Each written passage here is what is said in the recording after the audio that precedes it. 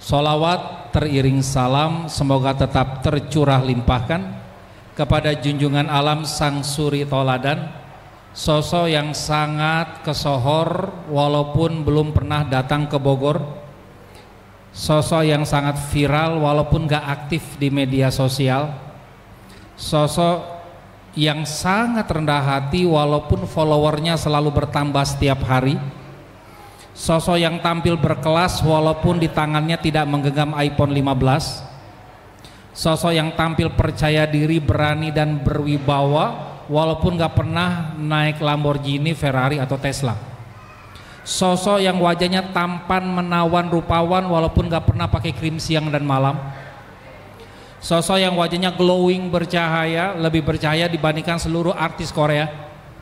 Karena cahaya dari wajahnya bukan disebabkan oleh produk-produk kosmetika, tapi karena beliau selalu menjaga kata, mata dan telinga dari berbagai dosa dan perbuatan yang sia-sia. Sosok yang selalu tampil berdaya, nggak pernah mati gaya, karena Quran selalu bersemayam di dalam dadanya, yaitu Nabiullah Muhammad Sallallahu Alaihi Wasallam beserta keluarganya, kerabatnya, sahabatnya, pengikutnya, pengikut dari pengikutnya hingga akhir zaman. Semoga kita bisa termasuk yang ikhlas istiqomah mengikuti langkah-langkah beliau. Amin ya rabbal alamin. Banyak yang melihat, sedikit yang mendengar. Banyak yang mendengar, sedikit yang memperhatikan. Banyak yang memperhatikan, sedikit yang mengerti. Banyak yang mengerti, sedikit yang berani mengambil keputusan. Banyak yang mengambil keputusan, sedikit yang benar-benar mengamalkan. Banyak yang mengamalkan, sedikit yang istiqomah. Banyak yang istiqomah, sedikit yang ikhlas. Banyak yang ikhlas, sedikit yang tetap ikhlas ketika kesulitan, ujian, cobaan menimpa kehidupannya. Jadi walaupun saya perhatikan di sini sebagian wajah Bapak Ibu wali santri dalam keadaan penuh dengan cobaan, ya. Semoga tetap ikhlas dan istiqomah di jalan Allah. Amin ya rabbal alamin. Tasbih. Tasbih, tasbih. Subhanallah, tasbih. Kalau takbir baru Allahu Akbar. Kalau tasbih gimana? Subhanallah. Kenapa tadi tasbihnya jadi Allahu Akbar? Karena banyak yang melihat, sedikit yang mendengar. Jadi kalau tangan di atas, penglihatannya ini pasti takbir, kan begitu? Tidak lagi mendengar tuh. Ya. Nah, pendidikan itu mulai dari proses melihat, mendengar, terus memperhatikan. Sudah melihat, belum tentu mendengar. Boleh tangannya diangkat begini. Tangannya diangkat begini. Tangannya diangkat, arahkan ke dagu, dipukul-pukul dagunya. Dagu di mana? Dagu.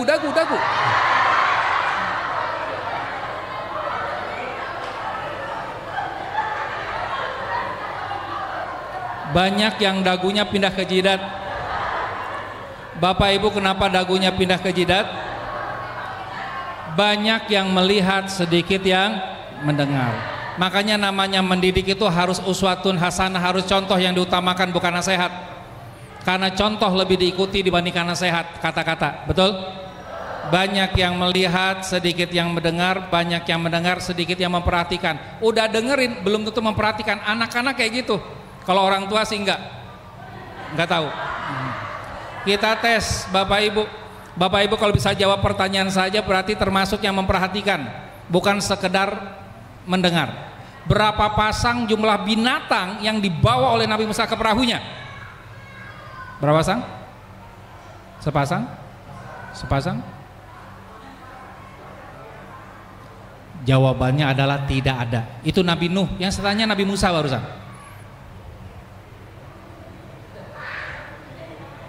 Maka jawabannya nggak ada, kan Nabi Musa yang saya tanya. Udah nggak paham, delay lagi nih. Astagfirullah. Baik ya, begitulah mendidik tuh nggak boleh mendadak. Kenapa? Berproses.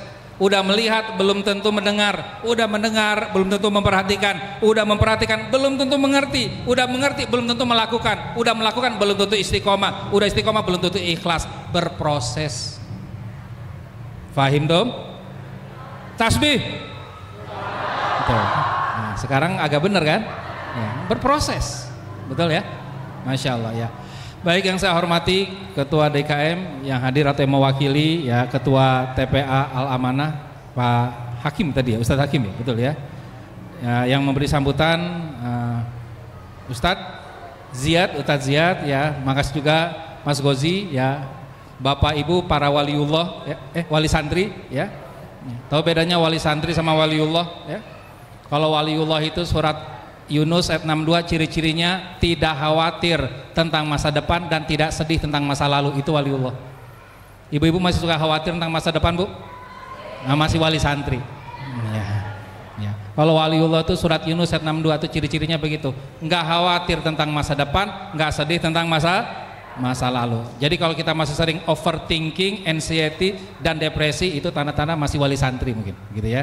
Masya Allah ya, mudah-mudahan kita termasuk wali santri yang makin lama menjadi waliullah. Amin ya Allah ya Rabbal Alamin. Apa kabar semuanya, baik? Alhamdulillah. Biar kompak, kalau saya tanya apa kabar baik, boleh jawab alhamdulillah semakin baik. Nah, itu berproses.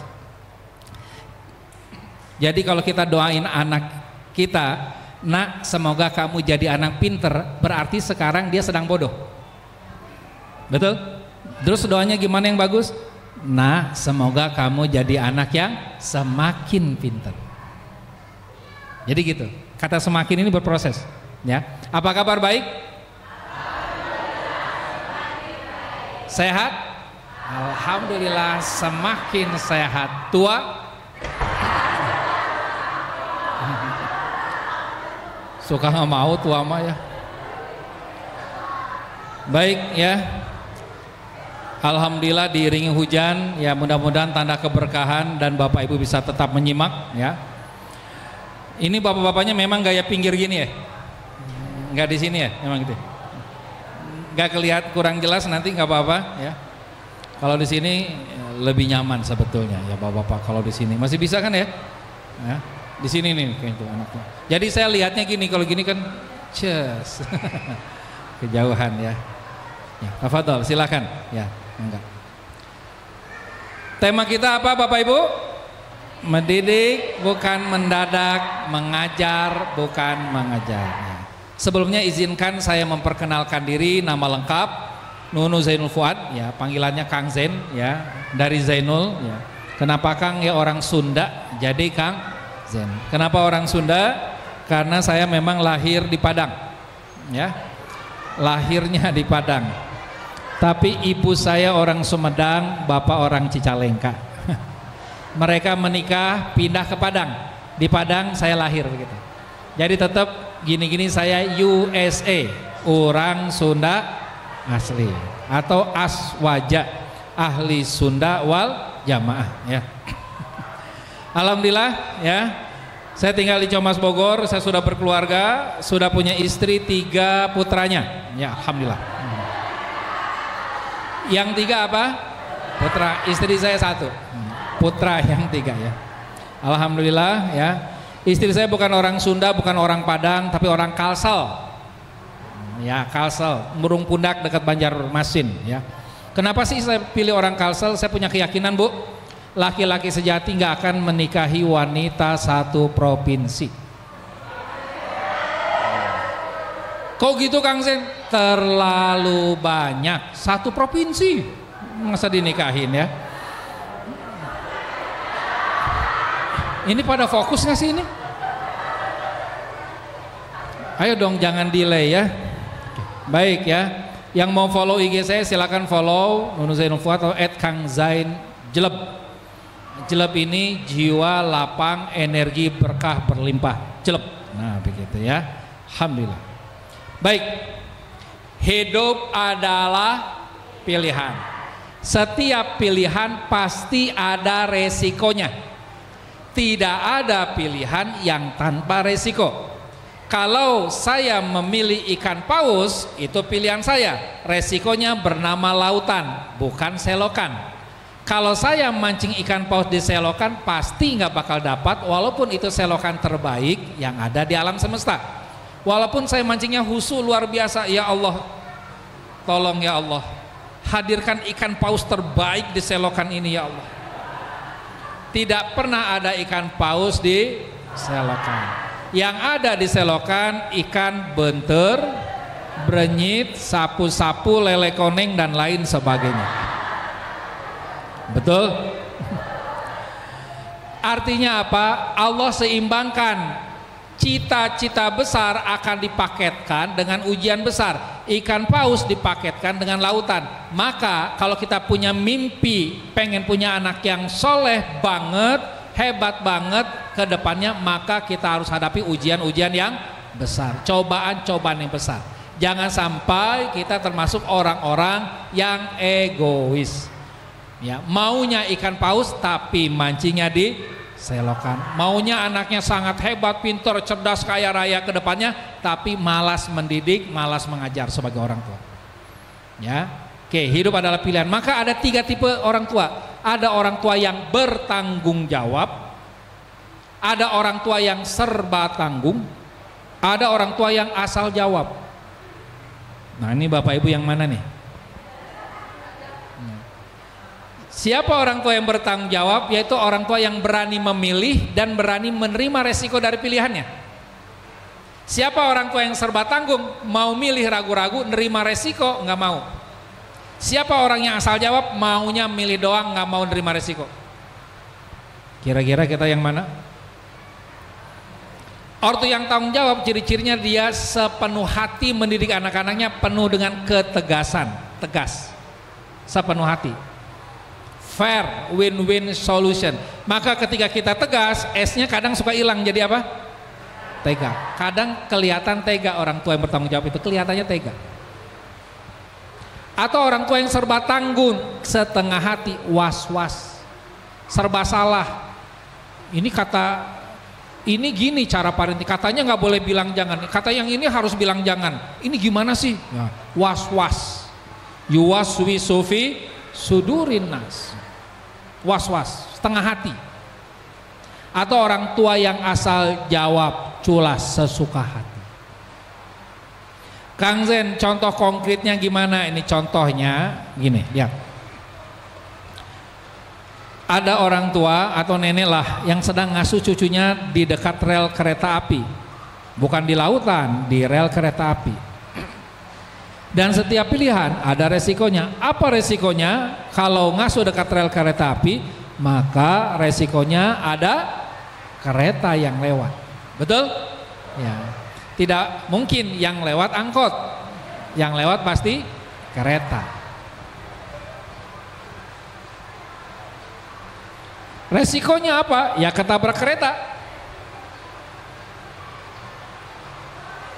Ternyata keretanya betul-betul lewat. Maka dilihat ini orang tua yang bertanggung jawab, yang serba tanggung, atau yang asal jawab. Siapa yang asal jawab? Yaitu ketika si nenek ini bilang, masinis nggak tahu diri, udah tahu ada anak kecil di sini malah lewat sini, mikir dong masinis, dasar masinis nggak punya otak. Yang nggak punya otak siapa? Neneknya. Ini namanya orang tua yang asal jawab. Atau yang tipe kedua, orang tua yang serba tanggung. Tolong jangan bantu, jangan, kalau aku bantu nanti aku malah ketabrak, malah mati dua-duanya, bingung. Atau tipe yang ketiga, nenek yang bertanggung jawab. Kayak gini.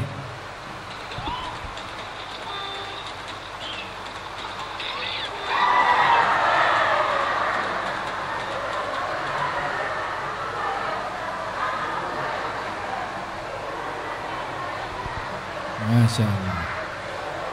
Kang, itu nenek tega amat sih.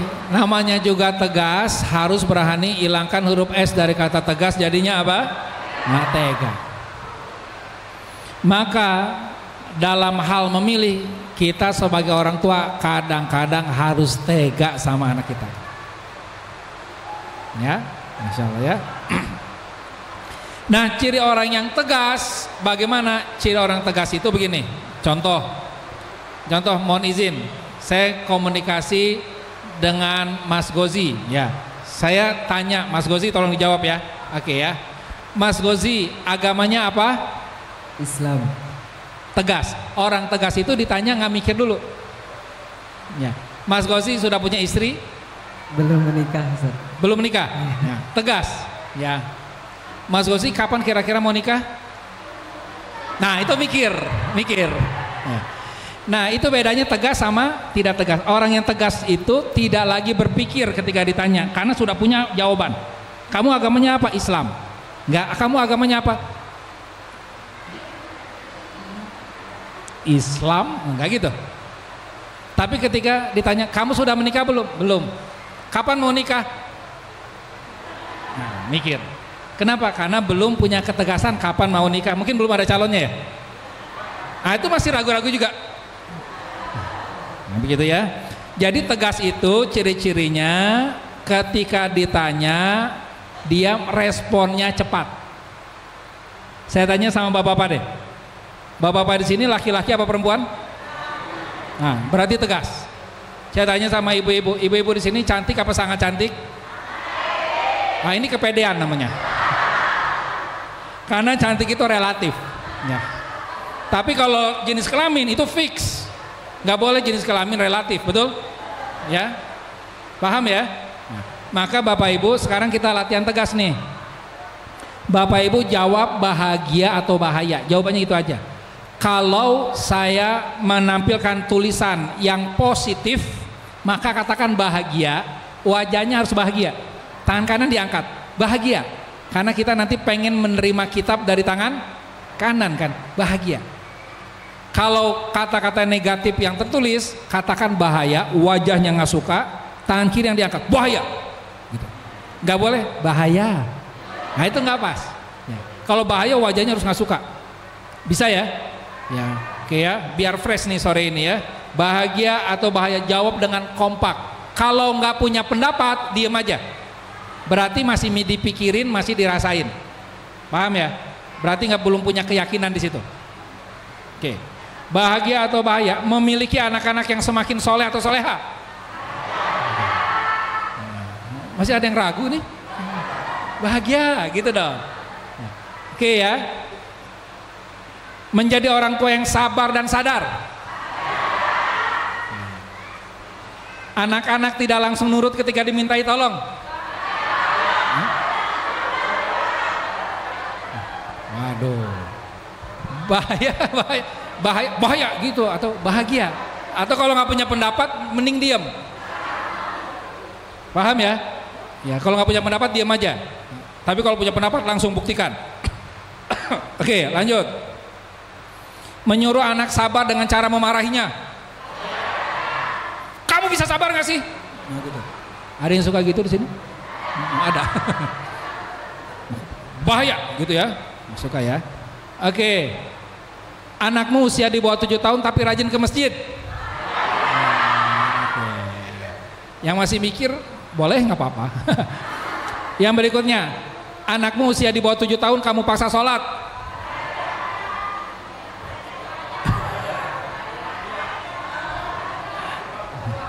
Nah, bingung kan? Bingung ya? Bingung. Kalau bingung diam aja. Ya, bingung diam ya. Oke, berikutnya. Menyekolahkan anak di TPA Al-Amanah. Wah, bahagia semua ini. Gurunya Mas Gozi nih kayaknya nih ya. Masya, Kang Gozi ya. Oke, mendengarkan curhat dari anak padahal sedang sibuk bekerja.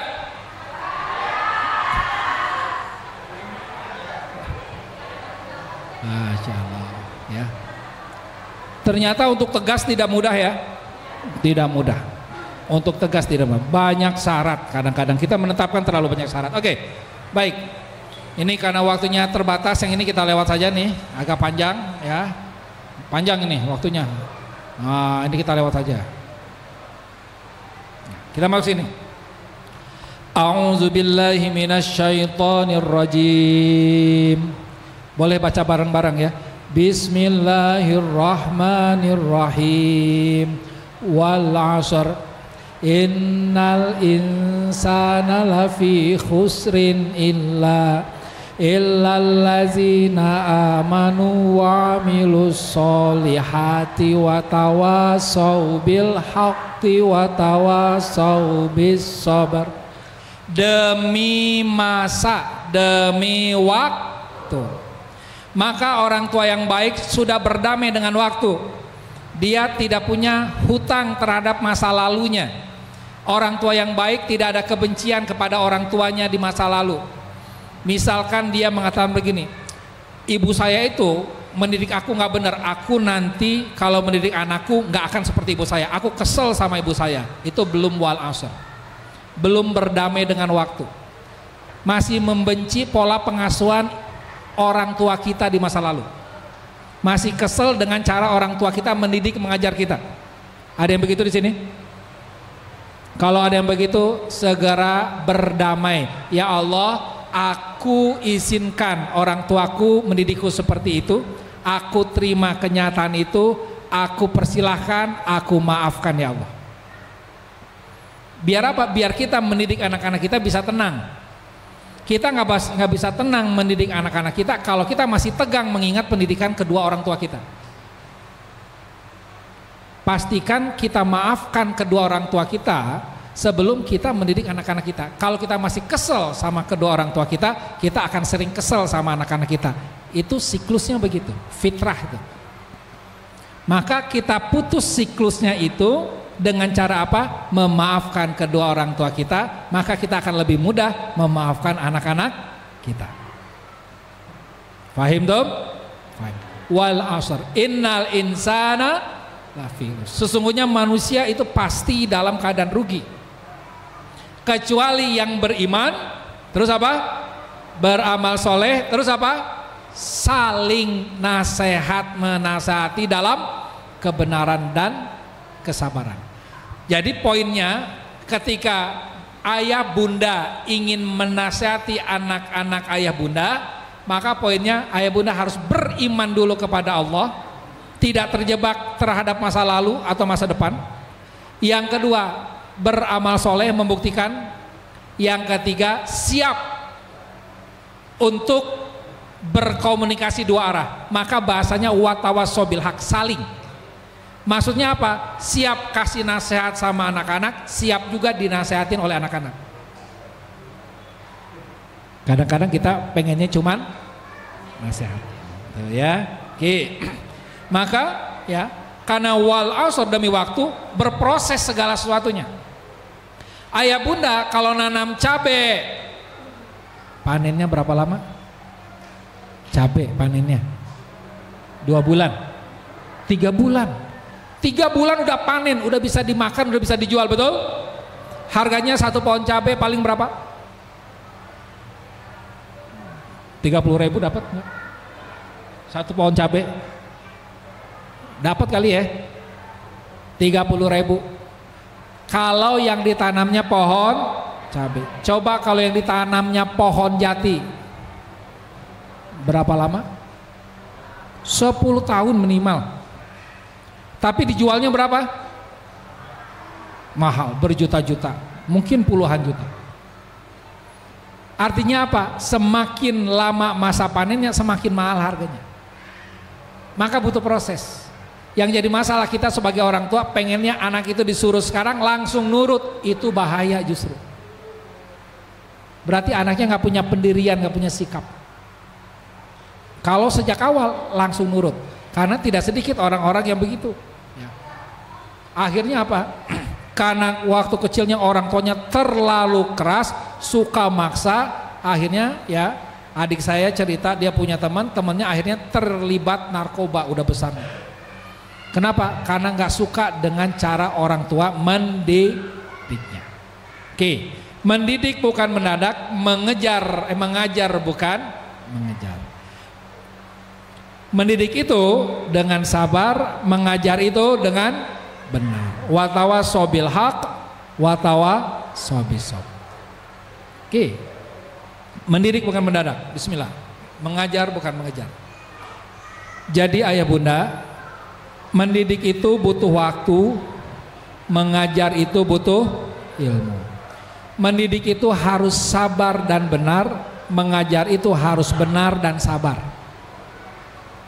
Mendidik itu tawakal bukan takkawal. Mengajar itu berakal bukan berkhayal. Mendidik itu berserah bukan beresah. Mengajar itu berbenah bukan berkilah. Ini gambarannya begitu. Nah, berdasarkan surat Al-Asr sebelumnya, kira-kira wahai para wali santri, kamu termasuk ortu atau wali santri yang mana? Benar, watawasaw bil haq. Satu lagi apa? Watawasaw bis sabr. Kebalikan benar apa? Salah. Kebalikan sabar apa? Tidak sabar, atau kita sebut emosional, gitu ya.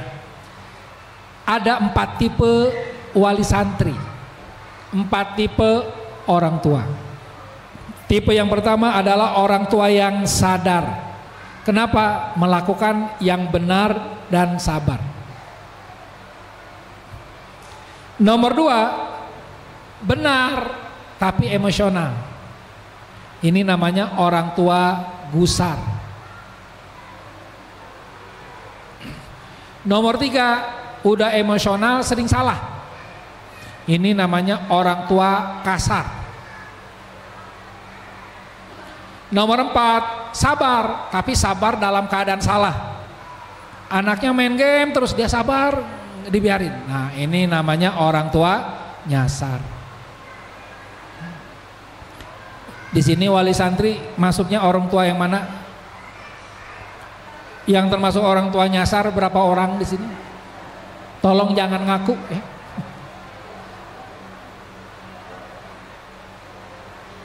Sabar lihat anak-anak berbuat jahat, zalim, sabar aja. Atau yang nomor 3, dimarahin terus anaknya. Bener dimarahin, salah dimarahin. Ranking terakhir dimarahin, ranking 1 dimarahin. Ibaratnya begitu. Ya. Atau udah nomor 1, orang tua sadar. Watawasaw bil haq, watawasaw bis sabr. Tentunya kita ingin menjadi orang tua sadar, yaitu orang tua yang mampu menerima tapi tidak kehilangan wibawa. Orang tua yang mampu memaafkan tapi bukan membiarkan. Orang tua yang mampu bersyukur bukan malah kufur. Orang tua yang tegas tapi tidak keras. Orang tua yang toleran tapi bukan pelin-pelan. Orang tua yang rendah hati bukan malah rendah diri. Orang tua yang percaya diri tapi tidak tinggi hati. Orang tua yang berserah tapi bukan menyerah. Orang tua yang mampu mencontohkan bukan malah kerja sendirian. Orang tua yang mampu mengarahkan tapi bukan memaksakan. Saya yakin kita semua pengen jadi orang tua yang kira-kira kayak gini gambarannya. Pertanyaan besarnya apa? Bagaimana caranya? Kumaha carana? Maka nggak akan selesai dengan tausiah singkat. Dengan training 1 hari aja nggak selesai. Ya. Tetapi harus dimulai. Bagaimana caranya? Allah berfirman dalam Al-Quran surat Al-A'raf ayat 172, langsung artinya aja biar biar ini waktunya efektif ya. Yuk lihat semuanya. Dan ingatlah ketika Tuhanmu mengeluarkan dari zuhur tulang belakang sulbi anak cucu Adam, keturunan mereka, dan Allah mengambil kesaksian terhadap jiwa mereka seraya berfirman, Alastu birabbikum, bukankah aku ini Tuhanmu? Mereka menjawab, bala sahidna, betul engkau Tuhan kami, kami bersaksi. Apa yang ingin saya sampaikan di sini? Ternyata yang pertama kali Allah lakukan kepada jiwa ketika jiwa itu lahir dari sulbinya Adam dan Hawa, bukan Allah kasih perintah, bukan Allah kasih larangan, bukan Allah kasih pernyataan, tapi Allah kasih pertanyaan. Maksudnya gimana Kang Zen? Ternyata pertanyaan itu adalah fitrah manusia sebelum sampai kepada sadar. Contoh ya, Saya sama istri saya pernah datang ke sebuah sekolah. Di sekolah itu ya ada anak kecil sedang duduk di atas meja. Namanya sekolahnya Sibgoh Al Quran Sakura. Duduk di atas meja. Maka biasanya kalau kasih perintah, nah kata gurunya duduknya di kursi, betul nggak? Itu namanya perintah. Kalau larangan, nah jangan duduk di atas meja. Ditambah perintah, duduknya di kursi. Kalau pernyataan, kamu kok duduknya di meja? Ya. Kalau pertanyaan, nah kamu sedang apa? Sedang duduk Bu Guru. Di mana kamu duduknya? Di atas meja Bu Guru. Menurut kamu meja fungsinya untuk apa? Buat belajar Bu Guru. Kalau duduk bagusnya di mana? Di tempat duduk lah Bu Guru. Terus kamu sekarang mau ngapain? Pindah Bu Guru. Dia pindah sendiri. Cuman memang kalau bertanya prosesnya panjang. Yang cepat mah kita datangin, pegang, nah gitu. Yang cepat, prosesnya cepat, shiftingnya cepat, perubahannya cepat, tapi kesadarannya lambat. Ibu-ibu milih punya anak yang berubahnya cepat, sadarnya lambat, atau sadaran cepat, berubahnya cepat? Kalau mau berubahnya dengan kesadaran, kitanya harus sabar, berproses, pakai pertanyaan. Pakai pertanyaan. Kenapa? Karena jiwa manusia fitrahnya ketika mereka lahir di jiwa anfus ya, anfusihim, jiwa mereka itu ditanya. Allah nggak bilang sembah aku, itu perintah. Allah nggak bilang aku Tuhanmu, enggak. Allah nggak bilang jangan sembah yang lain, enggak. Tapi apa yang Allah bilang? Apakah aku ini Tuhanmu? Bertanya. Paham ya? Maka sama anak harus sering apa? Bertanya. Bukan sering-sering melakukan perintah dan larangan. Bukan tidak boleh, tetapi ada saatnya. Ya, disesuaikan. Oke.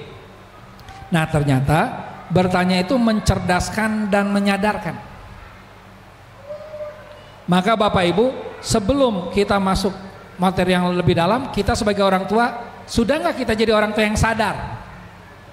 Orang tua yang sadar ciri-cirinya apa tadi? Benar dan sabar. Itu mengapa saya awali dengan pertanyaan-pertanyaan. Tolong Bapak Ibu jawab pertanyaannya. Ya. Oke. Jadi tadi kurangi perintah, kurangi larangan, hindari marah, tapi perbanyak apa? Pernyataan dan pertanyaan. Oke. Menurut Bapak Ibu, mana yang lebih nikmat, proses apa hasil? Mana yang lebih nikmat, makan atau pas kenyangnya?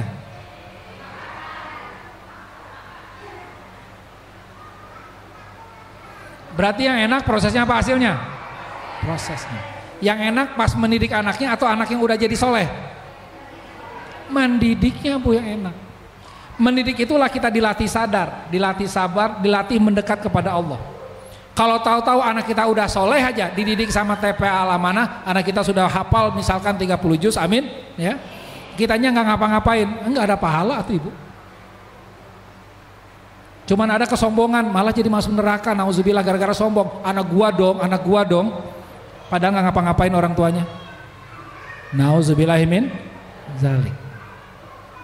Ya. Maka sadari yang nikmat itu proses. Ya, baru hasil. Mana yang lebih nikmat? BAB atau nyebor? Pak, enak mana Pak? Prosesnya Pak yang enak ya? Prosesnya yang enak itu Pak. Ya. Ini masalahnya kita jadi orang tua orientasinya hasil, anak saya harus bisa ini, harus bisa itu. Pas nggak bisa nyalahin TPA Al-Amanah lagi. Ya, prosesnya. Apa faktor penyebab utama sehingga Anda mengambil keputusan untuk menyekolahkan anak Anda di TPA Al-Amanah? 1. Kami ingin anak kami mandiri dan tumbuh dewasa dalam bertakwa kepada Allah tanpa harus membuat kami repot. 2. Anak kami sulit diatur, kami kesulitan mendidiknya. 3. Ini adalah keinginan dari anak kami hanya memfasilitasi. 4. Kami yakin bahwa TPA Al-Amanah adalah partner yang sangat tepat untuk kami dalam mendidik anak-anak kami. Nomor berapa Bu? 4. Betul Bu ya? Benar ya? Nah, ini ada yang diam berarti ragu-ragu. Ya. Yuk kita benahi dulu mindset kita nih. Kita sadari dulu, jangan-jangan kita belum benar mindsetnya. Padahal wali santri yang sadar itu benar dan sabar. Gimana mau sabar kalau mindsetnya belum benar? Berikutnya, menurut Anda dengan kehadiran anak, maka satu, Anda memiliki tugas untuk mendewasakan anak Anda. Dua, Anda menjadi semakin dewasa. Kalau ayah bunda memilih nomor 2, ayah bunda lebih mudah sabar. Tapi kalau nomor 1 akan sering gak sabar. Ini anak kok gak dewasa-dewasa? Ya jelas namanya juga anak-anak. Kita aja yang udah segini gak dewasa. Mindset, lihat mindsetnya. Oke. Menurut Anda, mendidik dan mengajar anak itu tugas siapa? 1, orang tua di rumah. 2, guru di sekolah atau pesantren di TPA. 3, lingkungan di sekitarnya. Kalau mendidik itu orang tua lebih banyak, tapi kalau mengajar nomor 2 dan nomor 3. Jadi anak itu belajar dari sekolah dan lingkungannya, tapi dididik di rumahnya. Ya. Jadi bisa dikatakan porsi pendidikan di rumah itu 60-70%. Di sekolah itu banyaknya porsi pengajaran. Ya, walaupun ada juga pendidikan. Oke. Menurut Anda, anak Anda itu milik Anda, titipan dari Allah, pinjaman modal dari Allah, hak guna pakai dari Allah, atau cobaan dari Allah?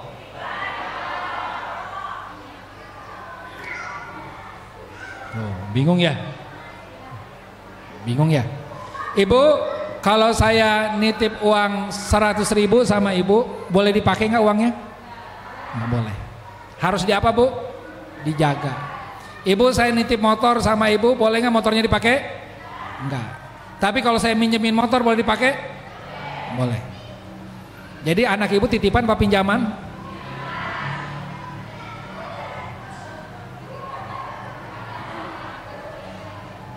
Ini mindset kita aja masih gak mudah ya.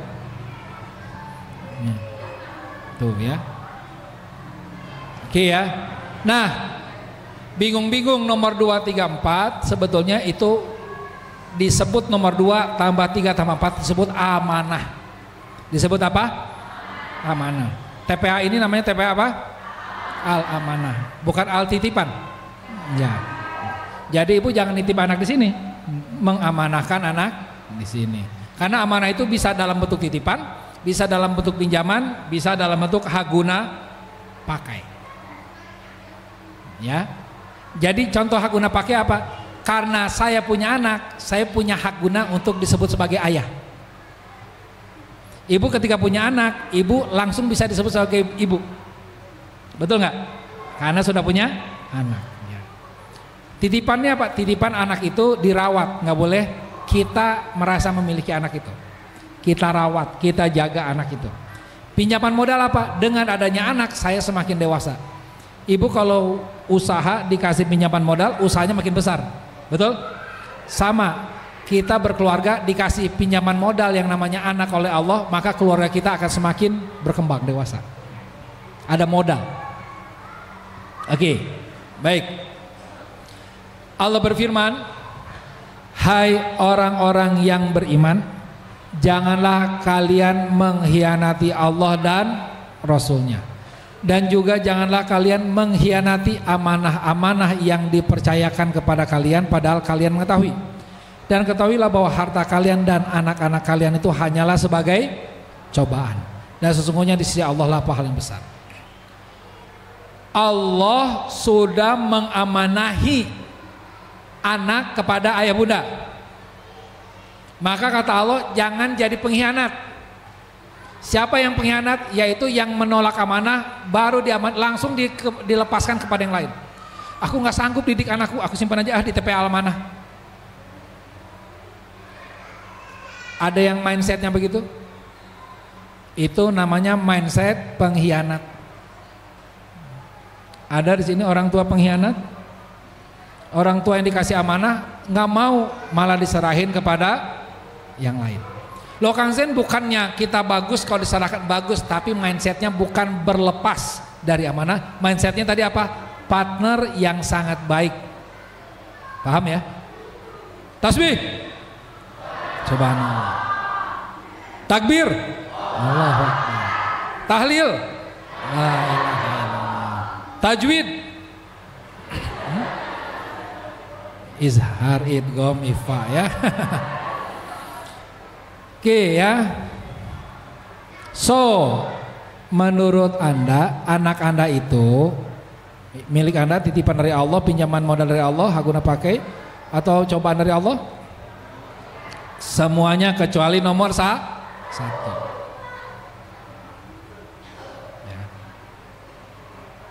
Oke. Menurut Anda adalah orang tua yang menenangkan, menyenangkan, atau menegangkan? Hah? Yang dominan yang mana? Ketika bunda pulang, anaknya bilang, alhamdulillah mama pulang, menyenangkan. Alhamdulillah mama pulang, menenangkan. Innalillah si mama pulang, menegangkan. Ini orang tua yang menyenangkan.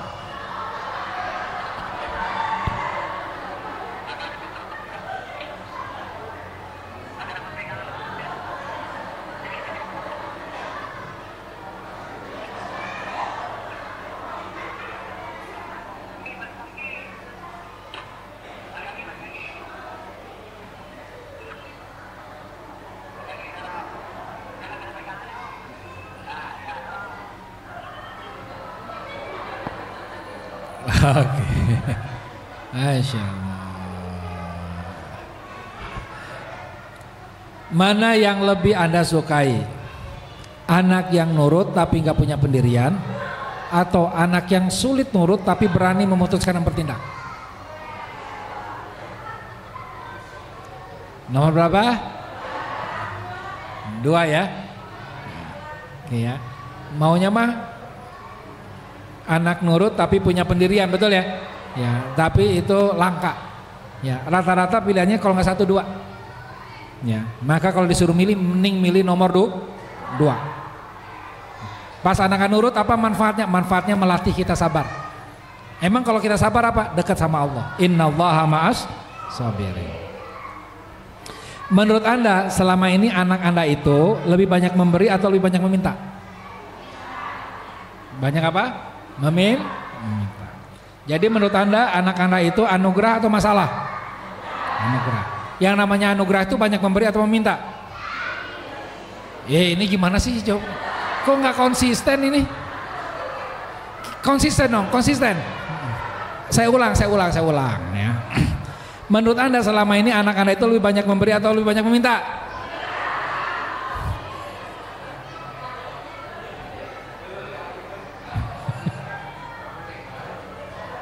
Ibu, anak ibu lebih banyak memberi. Memberi apa? Memberi titel. Jadi ibu namanya kan gitu ya. Itu udah memberi itu. Bapak-bapak kerja, pulang-pulang lihat anak senyum, kerja intainya lemes jadi seger lagi pak. Seger lagi, memberi energi. Anak itu memberi. Saking anak itu memberi, banyak orang yang gak punya anak pengen punya program punya anak kan gitu. Karena anak itu memberi.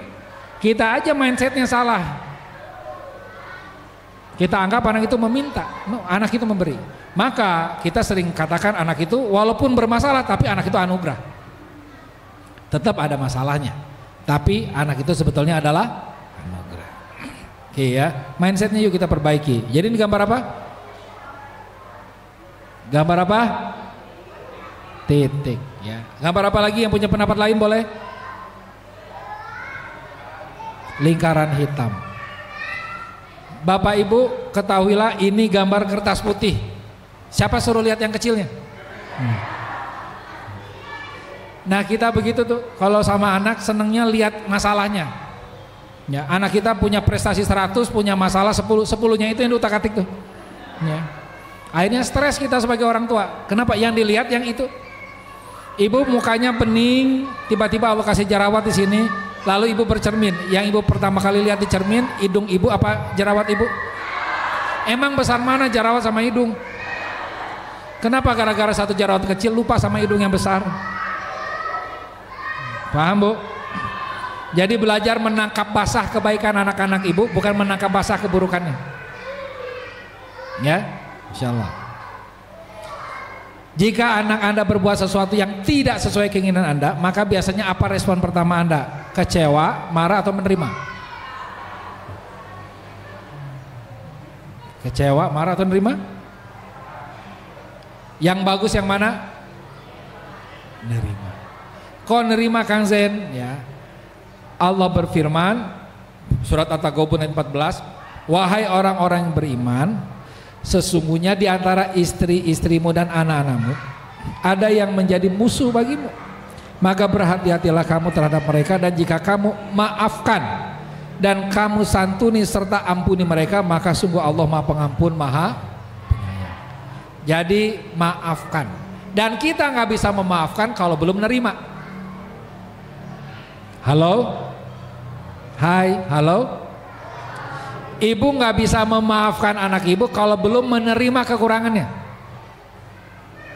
Maka ketika kita dikecewakan, langsung katakan, ya Allah, aku izinkan, aku terima, aku maafkan. Begitu. Kalau kita, kok anak gini banget sih, udah maaf, nggak bisa, itu nggak boleh kayak gitu. Ketika kita tidak menerima kenyataannya, kita akan sulit memaafkan. Kita hanya bisa memaafkan kalau kita sudah menerima. Oke, tangannya diangkat yang kanan. Ya, dimasukkan ke tiak masing-masing. Digerak-gerakin. Kalau saya nggak geli, Bapak Ibu geli nggak? Nggak kan? Angkat lagi. Jika berkenan, masukkan ke ketiak teman di sampingnya. Pertanyaan saya, kenapa tangan sendiri masuk ke ketiak sendiri, digerakkan ke sana kemari, tidak geli sama sekali, tapi kenapa tangan orang belum masuk kok geli? Jawabannya juga sederhana, karena kita menerima tangan kita seutuhnya, maka nggak ada reaksi gelisah dalam hidup kita. Tapi ketika kita menolak tangan orang lain, kita akan gelisah. Maka kegelisahan hadir pada penolakan-penolakan. Kita menolak, kenapa sih anak saya gini, kenapa suami saya sini, kenapa istri saya begini. Kita tolak, kita tolak, kita tolak. Hidup kita penuh dengan kegelisahan. Maka izinkan, izinkan, izinkan. Saya izinkan anak saya begini, saya izinkan suami saya begini, saya izinkan keadaan begini. Saya terima ya Allah, saya maafkan mereka. Bisa? Insya Allah. Ini ya, sebagai film penguatan, lihat.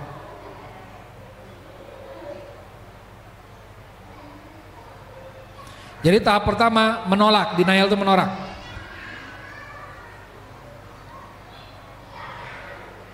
Tahap kedua marah.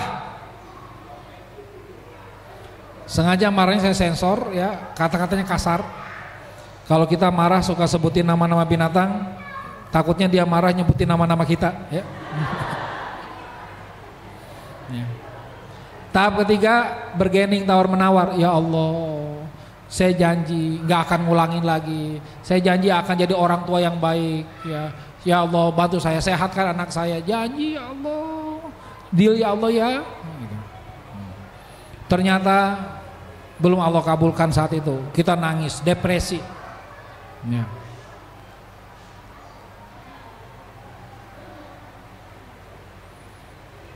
Ini 5 tahapan kedukaan atau kesedihan menurut teori psikologi Kubler-Ross. Yang terakhir apa? Nerima.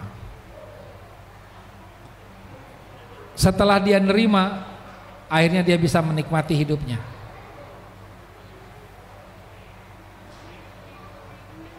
Take me sweet death. Orang yang udah nerima itu udah siap mati husnul khotimah. Jadi tahapan kita itu dalam mendidik juga sama. Biasa nolak dulu, kok gini ya anakku ya.